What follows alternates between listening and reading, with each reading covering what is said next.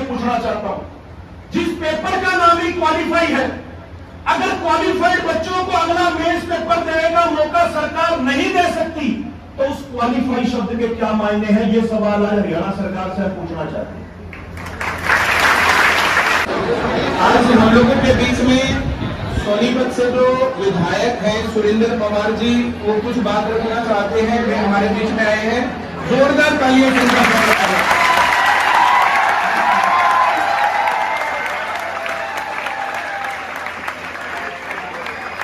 और दिव्यांशु बुद्धिराजा जी हमारे बीच में हैं, ये भी कुछ बात रखना चाहते हैं, अपील करना चाहते हैं।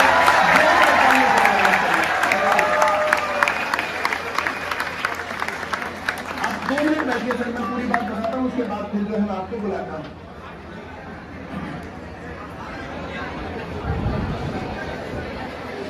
हम जो टॉपिक डिस्कस करने वाले हैं अभी,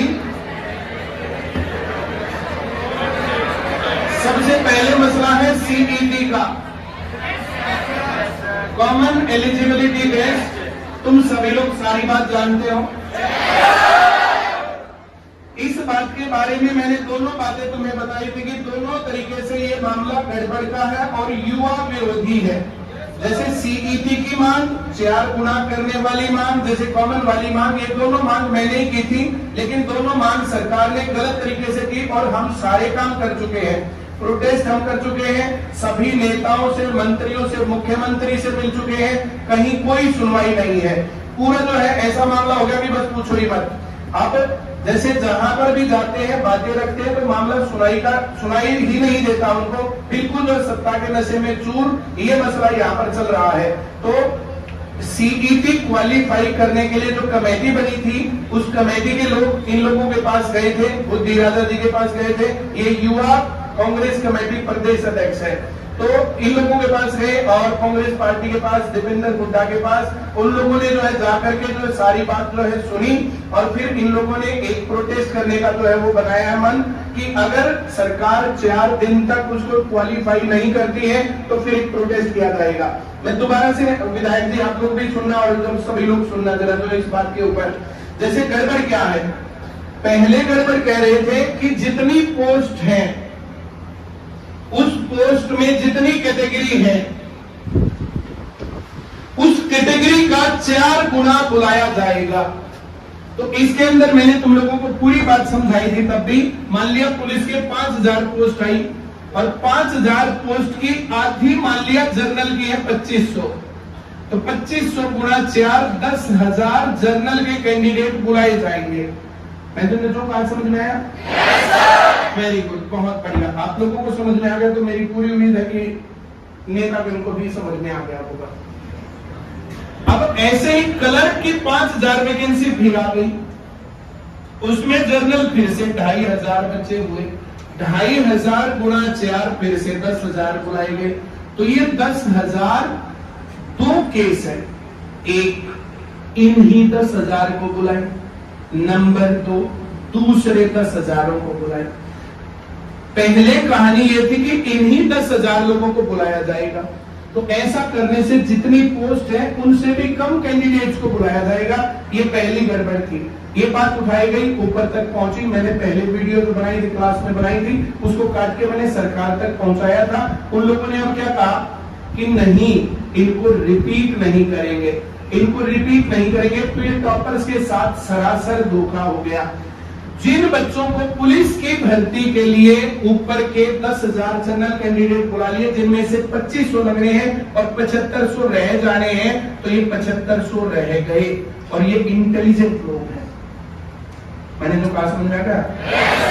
अब ये वाले 10,000, ये मान लिया 0 से 10,000 तक के थे, अब ये 10,000 1 से और 20,000 तक के हैं। ये रैंक ज्यादा लेने के बाद भी, नंबर ज्यादा लेने के बाद भी ये रह गए, और ये कम रैंक लेने के बाद भी फिर भी इनमें से नंबर आएगा। फिर मान लिया वैकेंसी आ गई 2000 पटवारी की 2000 वैकेंसी में से 1000 जनरल के हैं, तो 1000 गुणा 4, 4000 लोग बुलाए जाएंगे। अब जो है ये 20,000 1 से और 24,000 तक के बुलाए जाएंगे। इनमें से लगने हैं 2500 और 7500 फिर रह जा रहे हैं। इनसे ज्यादा रैंक लेने के बावजूद रह जाएंगे और इन सब से ज्यादा रैंक लेने के बावजूद 7500 रह जाएंगे। अलग अलग लोगों को बुलाने की अब डिमांड हो रही है, अलग अलग लोगों को डिमांड में बुलाया गया। तो जो टॉपर्स हैं वो चैन की नींद नहीं सो सकते, उनकी नींद उड़ेगी। हद बेशर्मी ये है कि पेपर जब होता है तो 2 महीने पहले, 4 महीने पहले सिलेबस, करिकुलम और ये सारी बातें नहीं बतानी चाहिए क्या? अब पेपर कब होगा, किसका होगा, किसको पेपर देना है, क्या सिलेबस आना है, क्या सिलेबस नहीं आना है, पूर्ण रूप से अंधकार है। इस बात को हम नेताओं को, सांसदों को, विधायकों को, मंत्रियों को, तुम सब लोगों के सामने मैंने सारी रिपोर्टिंग की है, सब लोगों को जाके मैंने बताया है। मैं जो कह रहा हूं समझ में आ रहा है? yes, अब सीईटी के मेंबर्स हैं, सीईटी क्वालिफाइंग कमेटी वाले लोग हैं, वे लोग इनके पास गए, इन लोगों ने मुझे अप्रोच किया। तो मैंने इन लोगों को कहा, देखो जी, मैं पॉलिटिकल पार्टी में बिल्कुल भी किसी कार्यक्रम में ना मैं भेजूंगा ना मैं बोलूंगा, लेकिन आप बच्चों को जाकर के बता सकते हैं। इन्होंने कहा कोई पॉलिटिकल कार्यक्रम नहीं है, कोई पॉलिटिकल एजेंडा नहीं है। अब बच्चे हमारे पास आए, बच्चों की सपोर्ट करने के लिए, बच्चे ही नहीं आएंगे तो फिर कौन आएगा? मैंने जो बोला समझ में आ गया? yes, कुछ और बात तुम मुझे पूछना चाहते हो तो मुझे बताओ। नहीं पूछना चाहते, मैं बता देता हूं। हम लोगों की सर जी कुछ डिमांड्स और भी हैं। एक, सीईटी क्वालिफाइंग होना चाहिए, इस पर तो कोई राय है ही नहीं। मैंने जो कहा समझ को आया? दूसरे नंबर पर जो ये रिक्रूटमेंट है ना, ये रेगुलर होनी चाहिए, रेगुलर रिक्रूटमेंट।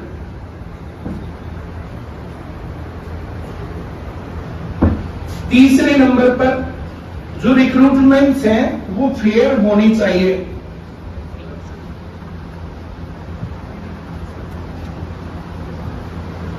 फेयर रिक्रूटमेंट के ऊपर बीजेपी सरकार ने काफी काम किया है। बहुत सी और डी ग्रुप का इंटरव्यू खत्म किया, जिसका पेपर पास, उसका मामला सेट। लेकिन उसके बाद पेपर लीक होता था और कुछ होता था तो बहुत बार बच्चों ने प्रोटेस्ट किया है और इन चीजों के ऊपर वहां पर नकेल रखी गई है। लेकिन ये हमारी डिमांड का हिस्सा कि इस प्रकार से पूरे देश में रिक्रूटमेंट जो है फेयर होने चाहिए। और नंबर 4, अब ये बच्चे जो पढ़ रहे हैं ना, तो आज जैसे ज्यादा बच्चे तो 6000 रुपए एक साल की फीस देके पढ़ रहे हैं। क्यों भाई? अब 6000 रुपए एक साल की फीस है तो 500 रुपए महीना हो गई। 500 रुपए महीना में से सरकार टैक्स भी लेती है। 18% तो नेक्स्ट जीएसटी और 33% हमारे इनकम टैक्स के दायरे में। तो टैक्स के कारण लगभग आधा बजट का बोझ इन लोगों के ऊपर पड़ता है।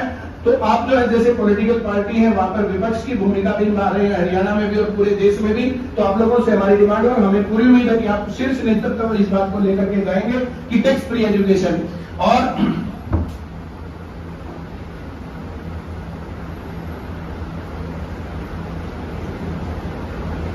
एक बहुत बड़ी देश के अंदर त्रासदी हुई, बहुत भयंकर गड़बड़ हुई, जिसकी तरफ ध्यान ही नहीं है। ये कांग्रेस पार्टी ने किया था जी। 2009 में नो डिटेंशन पॉलिसी चालू की थी।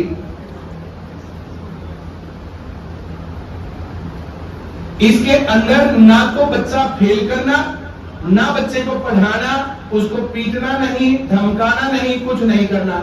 इसके चलते देश में एजुकेशन का लेवल मेरे ख्याल से ग्राउंड लेवल पर पहुंच गया है। अब रही सही कसर 2009 से 2014 में सरकार बदली। मैं लगातार तब से आज तक डिमांड उठाता आया हूं और जो हमारे शिक्षा मंत्री थे रामविलास शर्मा जी, 20 बार मैंने कहा कांग्रेस ने बनाई है। मैंने कहा आप वो सरकार में आप क्यों नहीं बदल देते? अब 2014 के बाद 2019 के बाद भी कंवरपाल गुर्जर जी थे, इन्होंने नई एजुकेशन पॉलिसी ले आए। न्यू एजुकेशन पॉलिसी और देश की शिक्षा का बंटाधार करेगी। इससे पहले अभी एजुकेशन के ऊपर जो एजुकेशन है तो 2 to 3% जो है एजुकेशन पर खर्च होता है, पर इसको खर्च को कम करने की कहानी चल रही है। ऑटोनॉमस नाम सुनने में बहुत अच्छा लगता है, स्वायत्त संस्थान बहुत अच्छा नाम लगता है, लेकिन इसके चलते शिक्षा महंगी हो जाएगी, प्राइवेट हो जाएगी। अब जो सरकार का दायित्व है उससे सरकार पीछे हट रही है। तो मैं आप लोगों के ध्यान में ये लाना चाहता हूं कि नो डिटेंशन पॉलिसी को बंद किया जाना चाहिए और जो ये स्वायत्त संस्थान है ये खत्म होने चाहिए। और कितना ही बढ़िया हो पूरे देश के अंदर एजुकेशन का लेवल, फ्री एजुकेशन हो सबके लिए हो और अच्छी क्वालिटी हो। सरकार क्यों मेंटेन नहीं कर सकती इस प्रकार से? आज जो ये भ्रष्टाचार का दौर है, अब जो बिना खर्ची बिना पर्ची की कहानी जो एक इतनी बात जो सामने, अब जो है पिछले 2019 से और 2014 से 2019 वाले मसले के ऊपर बहुत सारे बिना खर्ची पर्ची के जो है सिलेक्शन हुए। इस बात का मैं गवाही देता हूं, बच्चे भी गवाही देते हैं। लेकिन 19 से जो 2024 वाला दौर है, ये पता नहीं कहां क्या दिक्कत आई क्या नहीं आई और हमें नहीं पता। एक भी भर्ती नहीं हुई है। हरियाणा को बेरोजगारी में नंबर 1 बना दिया गया है। इस दौर में जैसे बहुत सारी बार विधायक जी आपके सामने तो जो है मैंने शोज में और बाकी जगहों पर भी डिमांड उठाई, बात उठाई है, बहुत बुरा हाल है। और युवाओं के लिए हम लोगों ने प्रोटेस्ट भी किए हैं, अब हम चंडीगढ़ भी गए हैं, गिरफ्तारी भी की है, सारा काम किया है, लेकिन उसके बावजूद भी सुन कोई नहीं रहा है। इस प्रकार से काम हो गया है कि जो कान पर जू रेंगी नहीं रही है। तो अगर आप इस बात को विधानसभा में भी और खुले मंच पर मैदान में भी इस बात को खुद उठाएंगे, बोलेंगे और पूरे देश के मंच पर इस बात को उठाया जाएगा, तो फिर युवा तहे दिल से आपके साथ है। मैं इन बच्चों की तरफ से ये मेरी बात को 100% एग्री करेंगे। सीईटी और सीईटी क्वालिफाई नहीं किया और रेगुलर भर्ती नहीं की और टैक्स फ्री एजुकेशन नहीं किया तो बीजेपी की 40 सीट है। अभी कुछ दिन पहले मैं संजय, क्या नाम है, करनाल से विधायक संजय भाटिया जी से मिला था, एमपी, हाँ संजय भाटिया जी से मिला था। मैंने कहा 40 सीट आप लोगों की एचएसएससी कलर के कारण हो गई। एचएसएससी कलर के पेपर में जो गड़बड़ थी वो मैंने बताई थी। अगर आपने टाइम पर लिया होता तो अब की बार 75 पार, और ये मामला पार होता, सीट आती उनकी 75 ही, अब की बार 75 पार, लेकिन 40 पर जाके अटकी। क्यों? एचएसएससी का कलर भी 90 नंबर का था, 40 नंबर का आता था बच्चों को। एक मीम्स बनाई थी एक लड़की ने, बहुत वायरल हुई थी, बहुत ज्यादा। टिकटॉक के साथ वो वायरल मीम भी खत्म हो गई, वरना मैं दिखाता कि खट्टर साहब पेपर हमारा भी 90 का था और पेपर आपका भी 90 का ही है। हम भी ये सोच रहे थे हमारे 75 पार, और आप भी ये सोच रहे हो अब की बार 75 पार। हमारा पेपर आउट ऑफ सिलेबस आ गया है, पेपर आपका भी आउट ऑफ सिलेबस होना है। ना मारे 40 आने, ना तेरे 40 मारे हैं।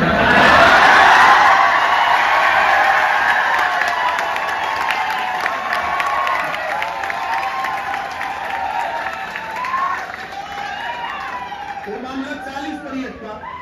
3-4 दिन पहले मैं जो क्लास छोड़ के गया था, तुम लोगों को पता, करनाल गया था, संजय भाटिया जी से मिलने गया था, बोला कितनी सीट आऊंगी, तो इतना बम है तुम्हारा, बता दे। मगर सीटी क्वालिफाई नहीं हुआ, रेगुलर भर्ती नहीं करी और टैक्स फ्री एजुकेशन नहीं करी, तो मैं 20 नहीं आया। मैं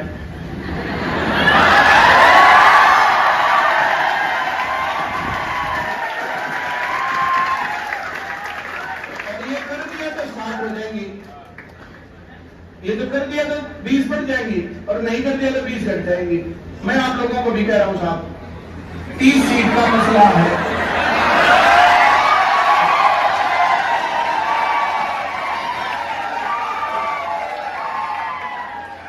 ये बात सिर्फ यहाँ नहीं हो रही, पूरे हरियाणा में, पूरे हरियाणा के युवा जो है, आप लोग जो है, जैसे मैंने इनको पढ़ा नहीं रखा, मैं इनको बता के भी नहीं गया था ऐसा वैसा होने वाला है, और हम लोग ये डिमांड करने वाले हैं। 30 सीट से आप लोगों की 60 हो सकती है, या मैं क्या बोलूँ।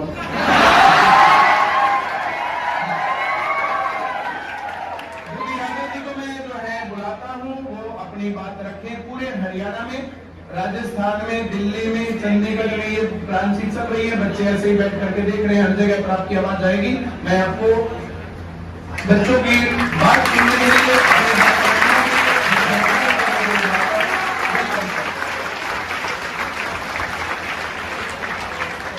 आप माइक कैसा यूज करते हो, हमें ऐसा यूज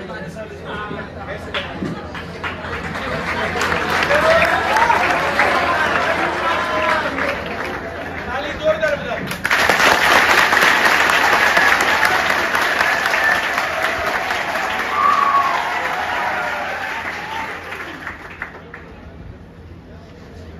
हेलो, सबसे पहले तो मैं यहां आईसीएस इंस्टीट्यूट में ये प्लेटफॉर्म आप लोगों के लिए जो हम आवाज उठा रहे हैं, ये प्लेटफॉर्म हमें प्रोवाइड करने के लिए माननीय प्रेमल सर का दिल की गहराइयों से धन्यवाद करता हूं।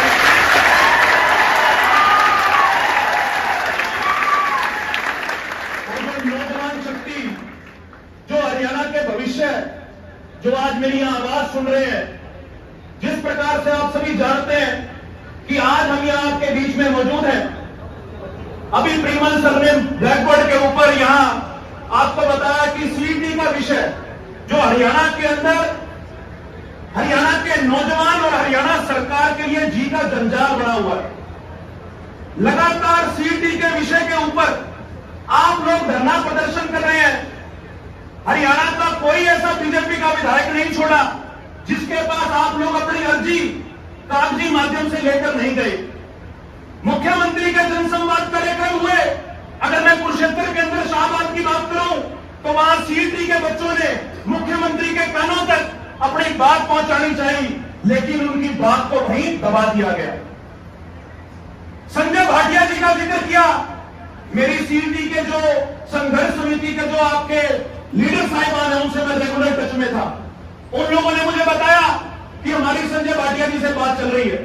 हमने कहा बहुत बढ़िया, अगर सरकार आप सबको मौका देती है, अगर सरकार ये कहती है कि 3,57,000 जितने विद्यार्थी सीईटी में क्वालिफाई हुए हैं, उन सभी को फाइनल पेपर देने का मौका अगर सरकार देती है, तो हम सरकार के इस फैसले का स्वागत करेंगे।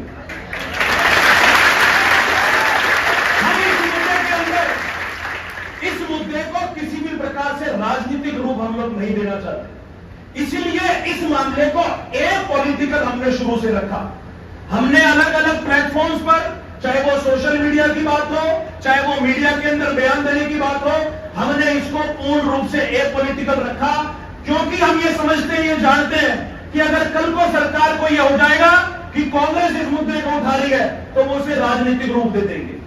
लेकिन हार के जब आप लोगों के पास कोई और चारा नहीं बचा, जब सत्ता दल ने आपको हर मोर्चे पर नकार दिया, जब सत्ता दल ने आपको अपने दरवाजे से वापस मोड़ दिया, तब आपकी संघर्ष समिति के लोग दिल्ली के अंदर चौधरी दीपेंद्र सिंह हुड्डा जी से, जैसा प्रेमल सर ने बताया, उन्होंने आज से 15 दिन पहले दिल्ली चौधरी दीपेंद्र सिंह हुड्डा जी से मुलाकात करी और उन्होंने अपना रोना बताया कि हरियाणा के अंदर आज ये हालात है कि जिस पेपर का नाम सीईटी क्वालिफाई हरियाणा सरकार ने रखा है, उसमें क्वालिफाइड बच्चों को ही आगे पेपर देने का जो है अवसर नहीं प्राप्त हो रहा। मैं हरियाणा सरकार से यह पूछना चाहता हूं, जिस पेपर का नाम ही क्वालिफाई है, अगर क्वालिफाइड बच्चों को अगला मेंस पेपर देने का मौका सरकार नहीं दे सकती, तो उस क्वालिफाई शब्द के क्या मायने हैं? यह सवाल आज हरियाणा सरकार से पूछना चाहते हैं। दीपेंद्र सिंह हुड्डा जी ने, जो कि युवाओं का मुद्दा है, मेरी जिम्मेवारी लगाई।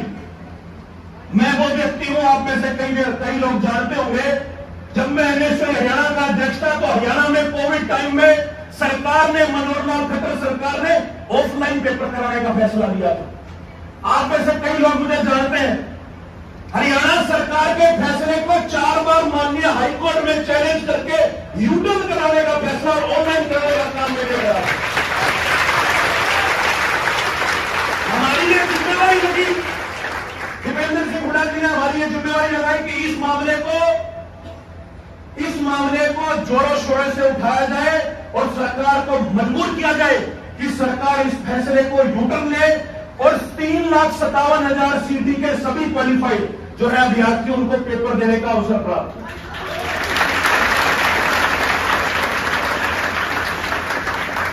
जो इसके टेक्निकल 2-3 कारण है कि क्यों हम लोग सीईटी क्वालिफाई के सभी बच्चों को अपीयर होने का जो है चांस मांग रहे हैं, वो प्रेमल सर ने आपको बता दिया। मेरे से शायद बेहतर तरीके से आप जानते हो उस चीज को। जो पहला है कि 4 गुना इन्होंने फॉर्मूला कर दिया। सवाल ये पूछते हैं मनोहर लाल खट्टर जी से, बताओ कि किस आधार पर यह फॉर्मूला 4 गुना करा गया? जब हरियाणा के लगते राजस्थान में यह 15 गुना है, जब हरियाणा से लगता यूपी में यह 10 गुना है, जब सेंट्रल गवर्नमेंट में कई गुना बनाए गए, तो हरियाणा में यह अनोखा फैसला 4 गुना वाला क्यों बुलाया गया? यह सवाल हम मनोहर लाल खट्टर सरकार से पूछना चाहते हैं। दूसरा सवाल हम यह पूछना चाहते हैं, जिस प्रकार से अब पता लगा, जो लास्ट आपकी नोटिफिकेशन एचएसएससी ने इशू करी है कि 20 जून को आप लोगों के एडमिट कार्ड इशू होंगे, और 24 जून को आपकी परीक्षाएं होंगी।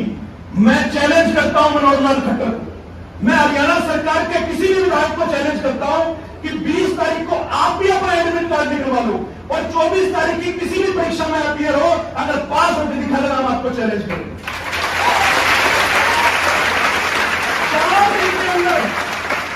4 दिन के अंदर 4 दिन के अंदर अगर किसी अभ्यर्थी को यह नहीं पता कि उसका एडमिट कार्ड किस पोस्ट के लिए आएगा, तो वो व्यक्ति कैसे उस पेपर की परीक्षा दे सकता है? जब ये सवाल हम हरियाणा सरकार से पूछना चाहते हैं।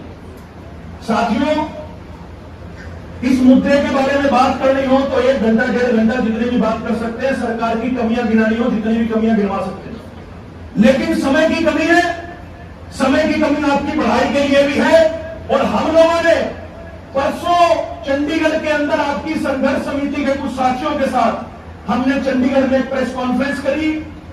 उस प्रेस कॉन्फ्रेंस में 12 तारीख को हमने हरियाणा सरकार को 4 दिन 96 घंटे का अल्टीमेटम दिया। हरियाणा सरकार को हमने अल्टीमेटम दिया कि 16 जून तक या तो हरियाणा सरकार इस पॉलिसी के अंदर बदलाव करे, क्योंकि बदलाव कर सकती है। आपके गजटेड नोटिफिकेशन 2019 के क्लोज नंबर 16 में सरकार के पास यह ताकत है कि सरकार इसके अंदर कोई भी बदलाव कर सकती है, चेंज कर सकती है, उसको इंटरवीन कर सकती है। यह पूरा अधिकार हरियाणा सरकार के पास है। इसलिए हमने 16 जून तक हरियाणा सरकार को यह समय दिया कि आप 16 जून तक इस पॉलिसी के अंदर बदलाव करो, नहीं तो पूरे हरियाणा के नौजवान, हरियाणा के सीईटी के 3,57,000 एस्पिरेंट्स, हरियाणा युवा कांग्रेस और सीईटी संघर्ष समिति के सभी साथी करनाल के अंदर इकट्ठे होंगे और मनोहर लाल खट्टर के आवास का घेराव करेंगे। 16 जून की हम लोगों ने यह पोल दी है।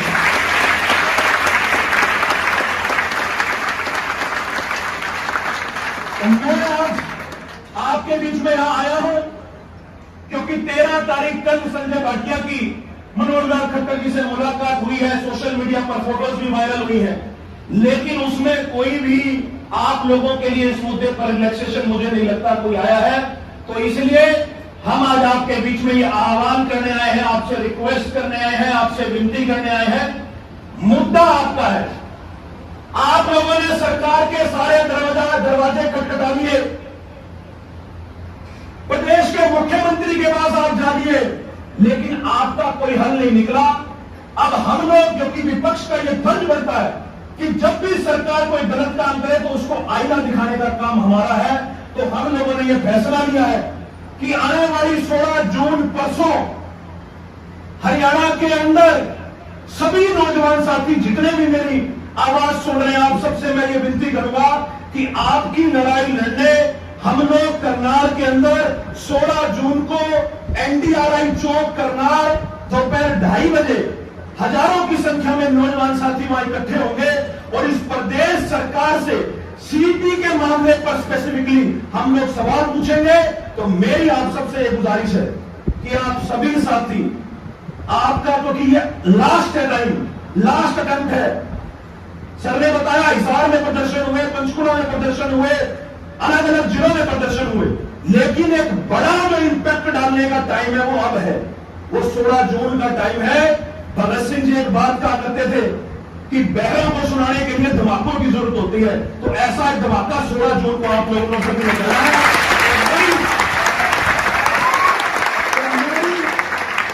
मेरी आप सबसे हाथ जोड़ के यह विनती, मैं हाथ जोड़ के रिक्वेस्ट करता हूं कि इस मुद्दे के ऊपर यह आखिरी मौका है हम लोगों को इकट्ठे होकर अपनी ताकत दिखाने का। बिल्कुल ठीक कह रहे हैं प्रीमन सर। अगर हरियाणा का नौजवान चाहे तो किसी भी राजनीतिक दल को सत्ता से उखाड़ कर फेंक सकता है, इस बात में कोई शक नहीं। ये मैं राजनीतिक चोला उतार के ये बात कह रहा हूं। हरियाणा के नौजवानों में इतनी ताकत है कि वो सत्ता परिवर्तन किसी भी दिन कर सकते हैं, लेकिन उस बात का एहसास शायद राजनीतिक दलों को नहीं है। उसका एहसास दिलाने के लिए आप लोगों को 16 जून को करनाल के अंदर इकट्ठे होना होगा और अपनी एक इकट्ठेपन का, अपनी ताकत का वहां परिचय आप लोगों को देना होगा। तो मेरी दोबारा से आपसे अनुरोध है कि आप सभी साथी 16 जून दोपहर 2:30 बजे हम लोग NDRI चौक करनाल पर इकट्ठे होंगे। चौधरी दीपेंद्र सिंह हुड्डा जी जो राज्यसभा सांसद है वो इस प्रोटेस्ट को लीड करेंगे। CET संघर्ष समिति के जो आपके लोग हैं वो साथ चलकर इस प्रोटेस्ट को लीड करेंगे। और मैं ये आपको विश्वास से कहता हूं, बहुत डरपोक लोग हैं सत्ता में बैठे लोग, कोई बहुत दलेर लोग नहीं है, मैंने देखा हुआ है,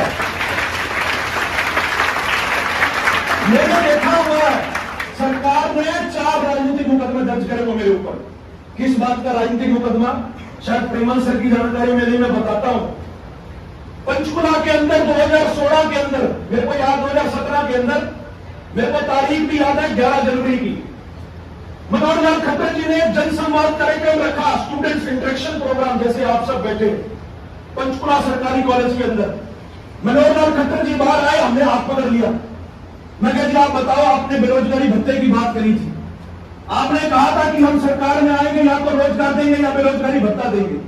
2 मिनट में फूंक निकल गई, वहां से चले गए और मेरे पर्चा दर्ज करा दिया। इतने डरपोक लोग आप लोग अगर इतनी बड़ी संख्या में वहां इकट्ठे हो गए तो मैं आपको स्टाम्प पेपर में उठा हाथ कहता हूं, ये सरकार 100% अपना फैसला वापस लेगी, बशर्ते आप लोगों को वहां इकट्ठे होना पड़े।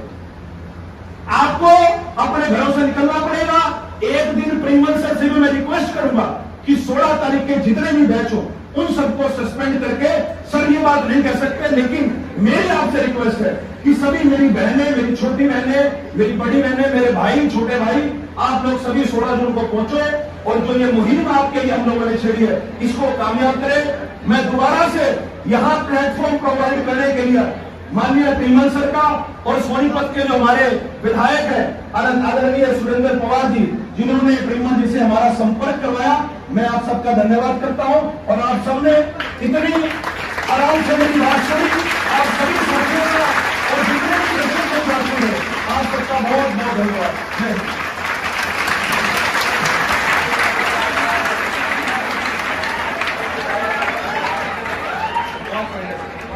धन्यवाद, थैंक यू वेरी मच। तालियां जोरदार बजाओ।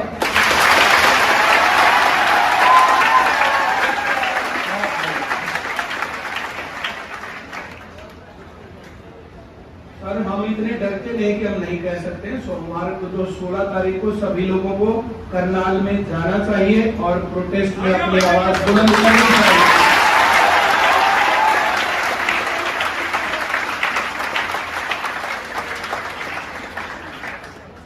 हमारी तो बात भाई साहब बिल्कुल सीधी सीधी है, जो हमारा मुश्किल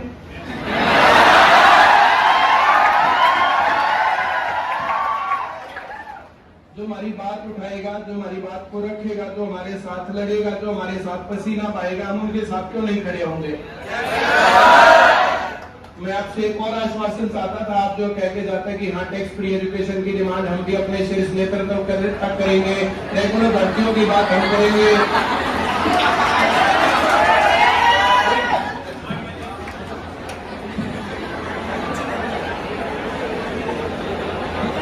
मैं ये बात क्योंकि जब आपके बात बोल रहे थे मैं ये पॉइंट्स नोट्स के अंदर देख रहा था, जो चीजें आपने बात करी, रेगुलर भर्ती की आपने बात करी, हमारा 2024 के लिए हम लोग मैनिफेस्टो भी तैयार करें। मैं आप सबकी जानकारी के लिए बता देता हूं, HSSC के और जो जितने भी आप एस्पिरेंट्स हैं जो अलग अलग भर्तियों की सरकारी की तैयारी कर रहे हैं, उन सबसे मैं संपर्क कर रहे हैं, हम लोग बात कर रहे हैं कि आप लोग बताइए कि 2024 में हमारा युवाओं को लेकर मैनिफेस्टो क्या हो। तो जो आप रेगुलर भर्ती की बात कर रहे हैं, तो उसमें हमें एक चीज निकल के आई जो मैं आप सबके साथ शेयर करना चाहता हूं। जो हो सकता है 2024 में हम लोग उसके ऊपर स्टडी करके उसको हम अपने मैनिफेस्टो एजेंडे में शामिल करवाएंगे। एग्जाम कैलेंडर या जॉब कैलेंडर हम कह सकते हैं। एक साल पहले आपको यह पता होगा कि किसकी कब भर्ती कहां निकलेगी। जो अब आपको असमंजस रहता है ना कि कौन सी भर्ती कब निकलेगी, कहां निकलेगी, तो इसके ऊपर हम लोग काम कर रहे हैं कि हम लोग ये ऐलान करेंगे कि अगर हमारी सरकार आएगी तो हम लोग एक जॉब कैलेंडर, जो एग्जाम कैलेंडर कह सकते हैं, वो हम लोग इशू करेंगे। और जो टैक्स फ्री एजुकेशन की सर आपने बात करी, बिल्कुल ये पार्टी स्तर पर ये चीजें होती हैं, मैं यहां कोई बड़ी बात नहीं कह के जाऊंगा, लेकिन आप लोगों ने जो 4 पॉइंट उठाए हैं उनको 100% माननीय विधायक जी भी यहाँ बैठे हैं, हम लीडर ऑफ अपोजिशन से भी बात करेंगे और केंद्रीय नेतृत्व कांग्रेस का है वहां भी आपकी बात पहुंचाएंगे। और बिल्कुल मुझे लगता है कि 2024 में जरूर हम इसको अपने पार्टी के एजेंडे में शामिल करेंगे। बहुत बहुत धन्यवाद।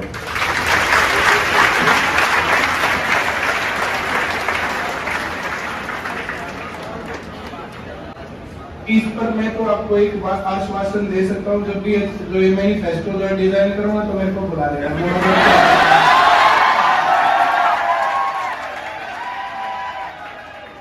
पानीपत में इंडिया न्यूज हरियाणा का एक प्रोग्राम चल रहा था, मैं आपको एक घटना बताता हूँ। वहाँ पर जो है हमारी शिक्षा मंत्री जी जो है श्री कंवरपाल गुर्जर जी जो वहाँ पर आए हुए थे, और वहां पर जो है मैंने उनसे पूछा था भाई नई शिक्षा नीति में ये होगा वो होगा फलाना होगा, मैंने कहा इम्प्लीमेंट कौन करेगा? तो बोले जो है हमने 2 लाख लोगों से पूछ करके नई शिक्षा नीति बनाई। मैंने कहा हरियाणा में 2 लाख लोग बुलाए, परिमल कुमार का नाम याद नहीं आया? उस दिन के बाद वो मेरे से थोड़े से ज्यादा रुष्ट रहते हैं, जैसे फोन करके मिलना हो मिल लेंगे, बात करनी हो बात कर लेंगे, कोई डिमांड देंगे वो भी हो जाएगा, लेकिन पब्लिक ट्रांसपोर्ट उसमें नहीं मिलेंगे, कहीं पर भी टीवी के प्रोग्राम में नहीं मिलेंगे। और अब तो जो है सीएम साहब भी मेरे सामने जिस प्रोग्राम में बोला जो परिमल आएगा तो मैं नहीं जाऊंगा।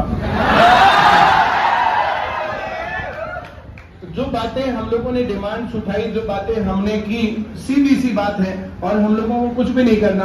भाई आमने सामने जो भी बातें हो, मेरी आपसे भी बहुत बातें नहीं हुई, मैंने बच्चों से भी बात नहीं करके गया था कि भाई कौन आ रहा कौन नहीं आ रहा, मेरे ख्याल से नहीं बताया था भाई मैंने, और हम क्या डिस्कस करेंगे ये भी नहीं बताया था। कोई भी आदमी यहाँ पर आकर के कोई भी बात रखना चाहे तो हमेशा हम तो जो है वेलकम करते हैं। विधायक जी कई बार यहाँ पर आए, कई बार अपनी बात रख के गए हैं, और मैं तो जो है विधायक जी हमारी बात सुनते भी हैं, धन्यवाद इस बात के लिए करता हूँ। लेकिन सरकार में जाने के बाद बहुत सारे लोग इस प्रकार से नहीं भी सुनते हैं, नहीं सुनते तो कोई बात नहीं, ये तो जो है जनता है, लोकतंत्र है और वोट का राज है। और ये युवा रक्त की गर्मी से इतिहास का पहिया चलता है।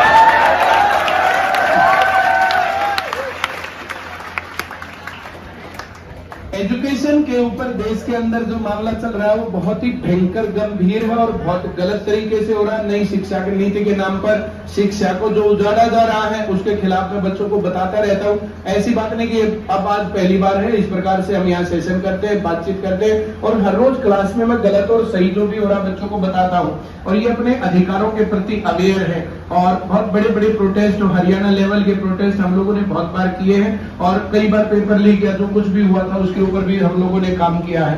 पर सीईटी के ऊपर उन लोगों ने बिल्कुल जो है बेशर्मी की हद कर दी है। सारा मसला बहुत बार बहुत अच्छे तरीके से डिमांड्स रखने के बावजूद भी अब जो बिल्कुल वो हो गया है कि भाई जो बिल्कुल नहीं माननी है, बिल्कुल एंटी यूथ जो है सरकार हो गई है इस टाइम पर। चलिए कुछ और तुम्हारी तरफ से कहना हो या मैंने कह दी सारी बातें? चलिए तो मैं माननीय विधायक श्री सुरेंद्र पवार जी को भी मैं बुलाऊंगा कि 2 शब्द हमारे बच्चों को हमें भी मार्गदर्शन दें। Thank you.